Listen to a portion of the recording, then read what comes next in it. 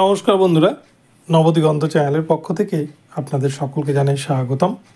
তো বন্ধুরা, এখন আমি আপনাদের সাথে যে আপডেটটি শেয়ার করতে চলেছি সেটি হচ্ছে রাজ্যের সমস্ত পার্ট টাইম টিচার বা আংশিক শিক্ষক যারা রয়েছেন, যারা ম্যানেজিং কমিটির মাধ্যমে নিয়োজিত হয়েছেন, যাদের কিন্তু চাকরির কোনো রকম নিশ্চয়তা নেই, তাদের চাকরির নিশ্চয়তা প্রসঙ্গে, তাদের ভাতা বৃদ্ধি প্রসঙ্গে এবার কিন্তু মুখ খুললেন তৃণমূলের একজন বরিষ্ঠ বিধায়ক।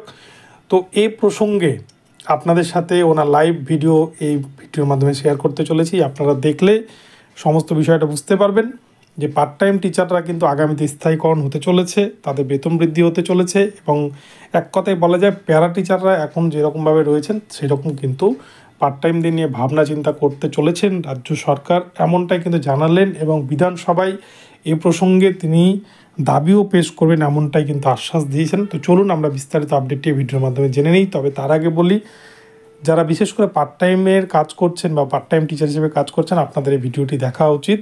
এই ভিডিওটি আপনাদের জন্য ভীষণ গুরুত্বপূর্ণ হতে চলেছে। তবে তার আগে বলি, যারা প্রথমবার চ্যানেলটি দেখছেন আপনারা অবশ্যই চ্যানেলটিকে সাবস্ক্রাইব করে নেবেন। তো আমরা এবার বিস্তারিত আপডেটটি দেখে নিই। যারা আছেন এখানে আলিপুরদুয়ার জেলায়, তারা একটা আমার কাছে লিখিত স্মারকলিপি দিয়েছেন, যেটা আমাদের রাজ্যের মাননীয় মুখ্যমন্ত্রী এবং শিক্ষামন্ত্রীর উদ্দেশ্যে বা সমীপে এই স্মারকলিপি, এবং তার একটা কপি আমি রিসিভ করেছি, যেখানে আমাদের স্কুলের পার্শ্ব শিক্ষকরা তারা তাদের বিভিন্ন বিষয় কিছু উত্থাপন করেছেন, যার মধ্যে অন্যতম হচ্ছে তাদের কর্মের নিশ্চয়তা সম্পর্কিত 60 বছরের যেটা বয়সটা, সে বয়স পর্যন্ত কাজ করবার নিশ্চয়তা, এবং তাদের আরো কিছু সরকারি সুবিধার আওতায় ভুক্ত নিয়ে আসবার বেশ কিছু প্রস্তাব বা দাবি তারা রেখেছেন। ফলে আমার মনে হয় যে এগুলো সবকটাই অত্যন্ত গুরুত্বপূর্ণ স্কুলের পঠন পাঠন সুষ্ঠুভাবে চালিয়ে নিয়ে যাওয়ার জন্য, এবং তারা চাইছেন যে এই বিষয়টি নিয়ে আমরা রাজ্য স্তরে আমাদের শিক্ষামন্ত্রী বা তাদের সঙ্গে আমরা আলোচনা করে বিষয়টি উত্থাপন করি। ফলে আজকে তাদের স্মারকলিপিটি আমি গ্রহণ করেছি। রাজ্য জুড়েই তাদের এই কর্মসূচিটা চলছে, বিভিন্ন জনপ্রতিনিধিদের কাছে তারা স্মারকলিপি দিচ্ছেন। ফলে আমি আজকে যে স্মারকলিপিটা পেয়েছি সেটা নিয়ে আমি বিধানসভায় যেরকম ভাবে সুযোগ আসবে সেভাবে আমি তাদের এই বিষয়টিকে তুলে ধরার চেষ্টা করব। তো বন্ধুরা, আপনারা দেখলেন সম্পূর্ণ লাইভ বার্তা।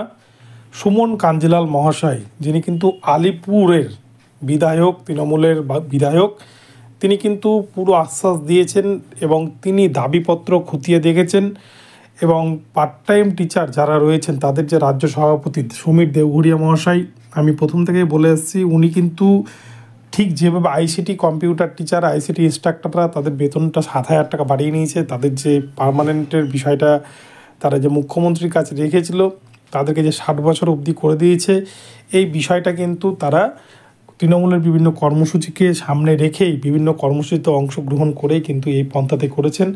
এবং পার্ট টাইম টিচারদের সভাপতি সমীর দেওঘরিয়া স্যার, তিনিও কিন্তু এইভাবেই পদটিকে বেছে নিয়েছেন এবং তিনি 21 জুলাইয়ের কর্মসূচিতে অংশগ্রহণ করেছিলেন এবং আগামীতেও বিভিন্ন কর্মসূচিতে অংশগ্রহণ করবেন। অপরদিকে পার্শ্ব শিক্ষকদের সরকারপন্থী সংগঠনের নেতা রমিউল স্যার, আপনারা জানেন উপনির্বাচনের তিনি কিন্তু অংশগ্রহণ করেছিলেন ভোট প্রচারে। তো এইভাবেই কিন্তু বিভিন্ন চুক্তিভিত্তিক শিক্ষকদের সংগঠনগুলো সরকারপন্থী বা সরকারের বিভিন্ন কর্মসূচিগুলিকে সাপোর্ট করছেন, বিভিন্নভাবে কিন্তু সরকারের পাশে দাঁড়াচ্ছেন। কেননা সরকারের বিরোধিতা করে কোনোদিন কিন্তু তাদের বেতন বা তাদের যে দাবি দেওয়া সেগুলোকে এগোতে পারবে না বা দাবি আদায় করতে পারবে না সরকারের পক্ষে, বরঞ্চ সরকারের পক্ষে থেকেই সরকারকে সাপোর্ট করেই কিন্তু সেগুলোকে বাগিয়ে নিতে হবে, নইলে কিছুই পাওয়া যাবে না। এই হচ্ছে বিষয়।